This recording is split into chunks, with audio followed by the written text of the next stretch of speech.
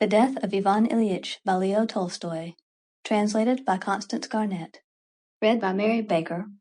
Chapter 1.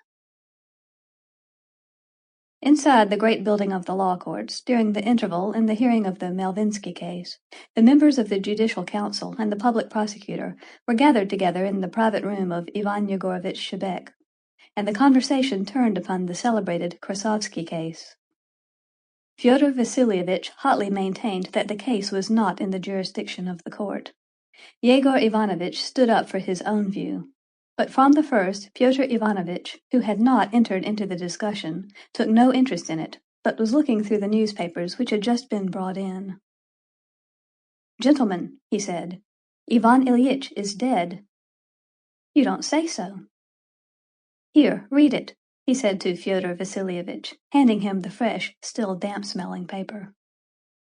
Within a black margin was printed, "Praskovya Fyodorovna Golovina, with heartfelt affliction, informs friends and relatives of the decease of her beloved husband, member of the Court of Justice, Ivan Ilyich Golovin, who passed away on the 4th of February.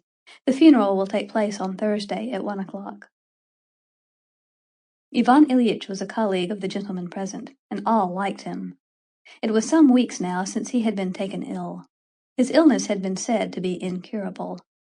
His post had been kept open for him, but it had been thought that in case of his death Alexiev might receive his appointment, and either Vinnikov or Stabel would succeed to Alexiev's. So that on hearing of Ivan Ilyitch's death, the first thought of each of the gentlemen in the room was of the effect this death might have on the transfer or promotion of themselves or their friends. "Now I am sure of getting Stabel's place or Vinnikov's," thought Fyodor Vasilyevich.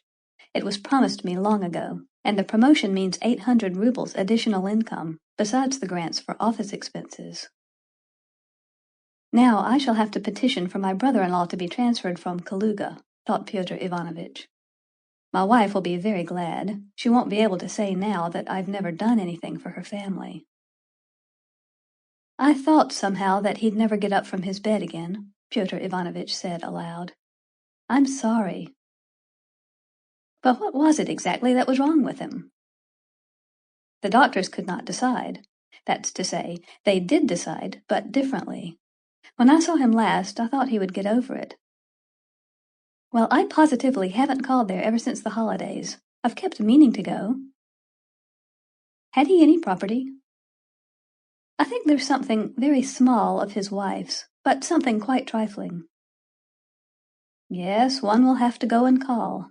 They live such a terribly long way off. Sample complete. Ready to continue?